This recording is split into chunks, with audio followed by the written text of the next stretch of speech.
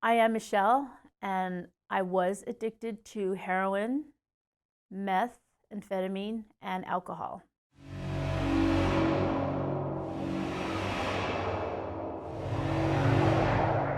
I started using drugs at a very young age. Mom was an educator. The bar was set very high for me. I felt very isolated as a child because I was kept from a lot of the things that normal children do. I always remember violin lessons had to come first.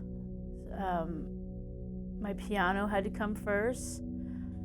It was just very stressful living in an environment like that. My first experience smoking marijuana was with a girlfriend of mine named Candy, and she was like 2 years older than me.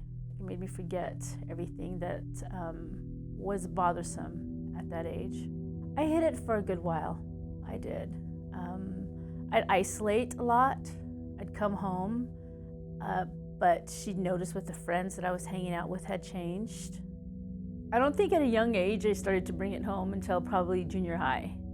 Junior high, I started selling joints. I remember this little secret box that I used to have, and I used to sell my little pinners out of there. My grades started to spiral down.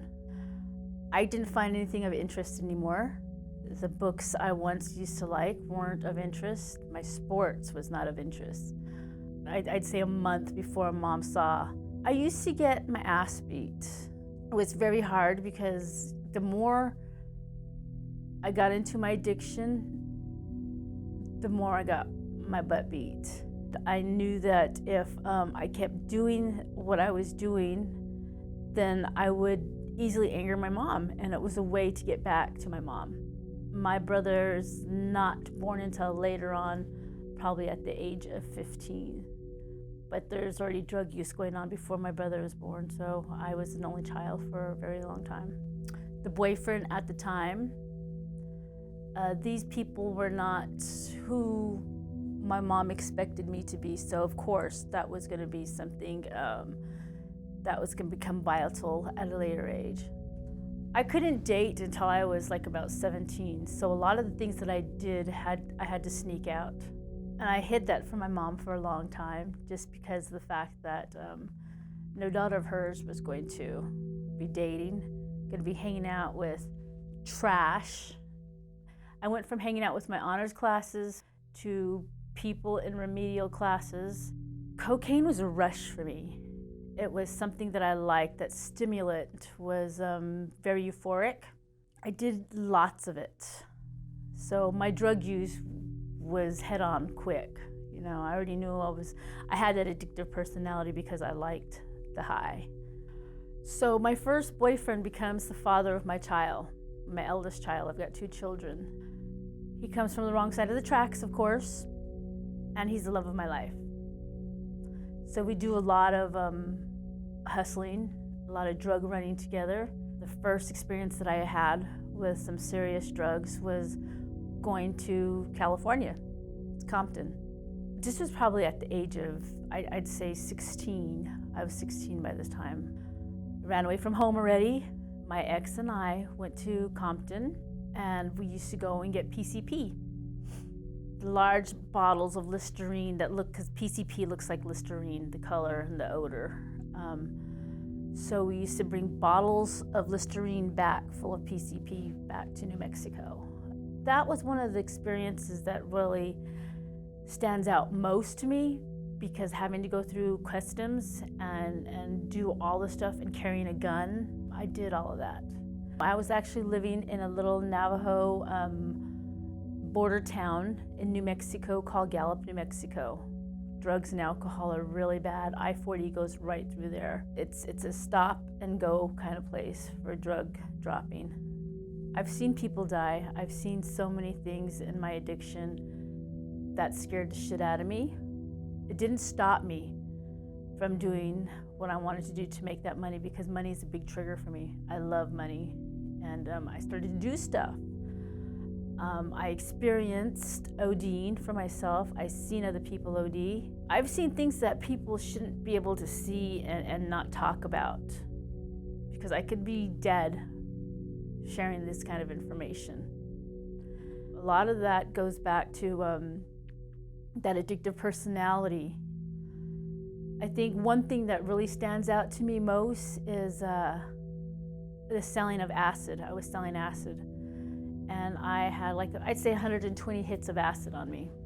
And narcotics agent was following me for a while in Gallup, and I didn't know. So I was at the park, and all these federal agents and FBI agents kept come running down from the hills, and it was scary. It was really scary, and they handcuffed me, of course, and my ex-boyfriend at the time, and I had sold most of it, but I had like about 17 hits of acid left. I had to swallow it. I went to jail.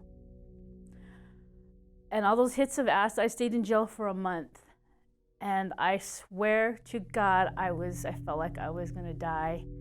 So to keep myself in jail, I exercised 30 minutes. I mean, just keeping my mind off of the things that I was seeing when I was in jail.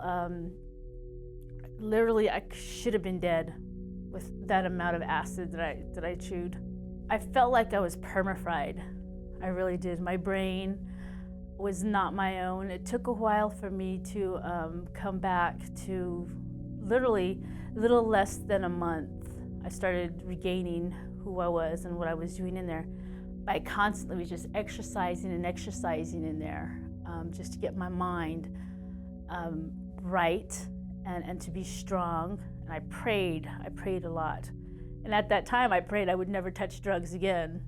Yeah, in those situations, it's kind of funny how you pray and don't come through with it. I think certain things you block out of your addiction that you don't really want to remember. It's like throwing stuff in the back. And then later in the years, I find in my recovery, I'm pulling all of the stuff out. And I think, and I'm still in therapy to this day because I didn't even realize that I had a serious case of PTSD. The things that were normal for me, that I thought were normal in my addiction, aren't normal, the things that happened to me. I don't want to say that I was a victim of circumstance. I own up for my stuff that I put myself through because it was my addiction. It wasn't me, it was my addiction. Like a year later, after I get out of the whole acid trip thing with jail, I become pregnant with my eldest daughter. There's a lot of booze that's involved about then before. A lot of taking of cocaine, a lot of taking of pills, cross-top, speed. I could just be your poster child for drugs because I've done it all. I think the only thing by that time I hadn't tried yet was heroin. When I was pregnant with my daughter, I continued to go back to school. I took extra classes, online classes, everything that I could so I can graduate with my graduating class. And I did graduate with honors. My ex and I were already having problems. I already knew that having my child, things were gonna have to change. And I tried everything I could to possibly change everything that I could. I put the drugs away for a while and I started drinking. But it really wasn't my drug of choice, the alcohol, because I see what it does to my people on the reservation. My daughter's like 3 years old, and I continue my education through the University of New Mexico. And by this time, I'm pretty confident that I need to finish school because I've got a mouth to feed. And I've left the ex. He moves to Albuquerque. And I finish school, I graduate with my associates from the University of New Mexico in Gallup, and then I moved to Albuquerque, New Mexico, where I entered the University of New Mexico there again. And by this time, I'm doing coke again. I find a new boyfriend, and it was quite the interesting experience because the first 2 years were good of college.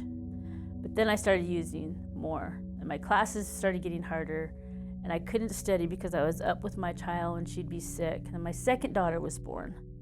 So this time I have 2 children, and my addiction is spiraling out of control. Now I have a meth addiction, and I found the drug that I love. We're gonna put all the other drugs that I tampered with in the past. I find my drug of choice. And it just From there on, it's been insanity from when I picked up meth. It became my boyfriend, it became my lover, it became the mother to my children. I'd snort it for a very long time. And then the people would always tell me, don't smoke it, Michelle, because when you smoke it, it's gonna change, it's a different high. I put down snorting and I started smoking because I needed something to stimulate my thinking and my behavior, and I was getting really bored. I smoked meth for probably the next 10 years. I graduated from the University of Mexico with my bachelor's degree. I double majored in criminal justice and human services. So you could say that I was that functional addict, although a functional addict with a very expensive addiction. I went to school full time and I worked. My children were latchkey kids. So my oldest child becomes the mother to my youngest child. They're left alone for a couple of hours a day with my neighbor who pops in on them. I'd come home, get dinner started, do the normal, parenting thing for my children, and put them to bed, and my using would start again. I never, ever used in front of my children. The only thing that I think I used was probably drinking, and they despise it now. My children won't touch alcohol, they won't touch drugs because they've seen what it's done to me. And I'm very open about it. I thought I was hiding it so well. I wasn't hiding it, They seen everything. I couldn't do drugs around my kids, so that didn't come out openly until probably like about 5 years ago. They knew that I was doing some serious drugs. My mom took my kids from me. I lived on the streets. I was so bad into my drugs that I just got up and I left New Mexico and I hitchhiked. I would do some stupid things like that. I would put myself in harm's way. I should have been dead so many times. I should have been in prison. I say these things, but you know what? For the grace of my higher power, I seriously know I'm supposed to be here to tell my story today, because there's so many addicts out there that need to hear there's another way. And I'm tired. I'm done. I asked to come home. I pleaded with my mom that I would get help, and I had no idea. I was scared. I know how to help people, but when it has to do with me, I couldn't do it. Very hypocritical behavior. So I go to a treatment center in San Francisco. I stay there for 9 months, and I really, really thought that I had it. In the back of my mind, I knew I still wanted to use, though. I had the ambition to do it, but just something, I had to go back out. So I came back out. I stayed clean for probably a year. I had good jobs too. I had wonderful jobs. I worked for the United States government. They moved me to North Carolina. I worked for the state of New Mexico. I worked for juveniles corrections.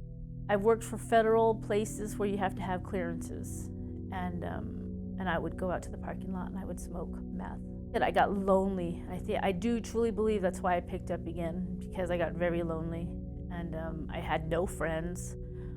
I didn't want to go out there and make friends because, I knew in the back of my mind I wanted. So I started drinking. I picked up alcohol, and it became the cycle all over again. So I know without a doubt that drinking leads to drugs for me. So I have to refrain from everything. I cannot pick up, even cigarettes. I stopped smoking cigarettes too. So, I'm completely clean off of everything.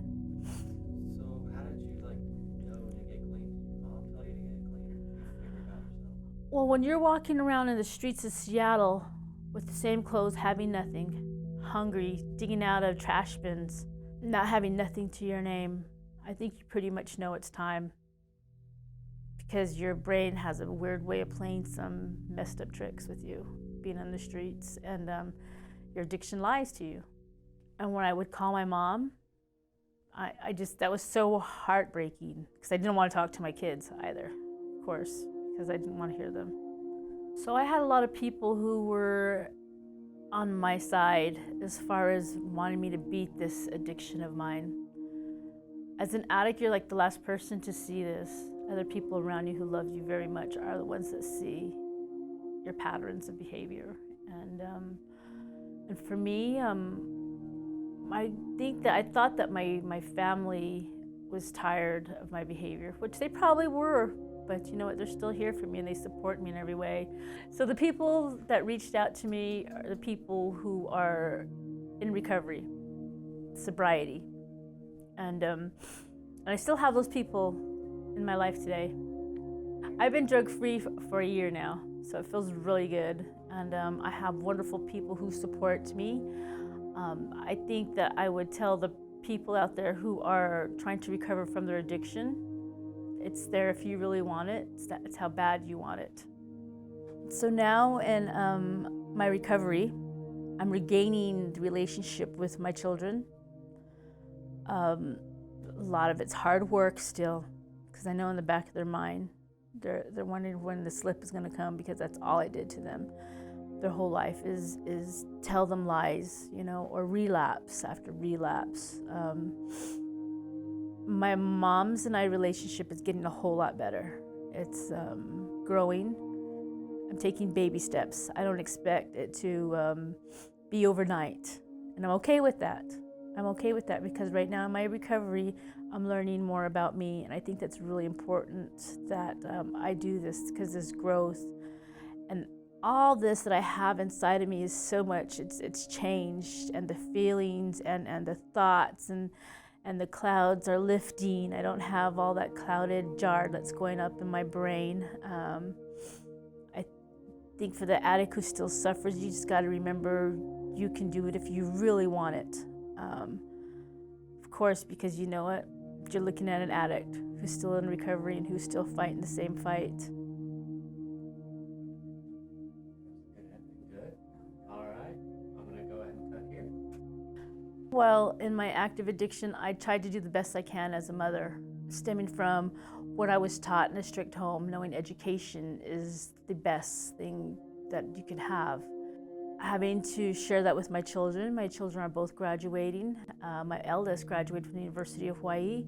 My younger one is going to be graduating from Navajo Community College out in Saley, Arizona.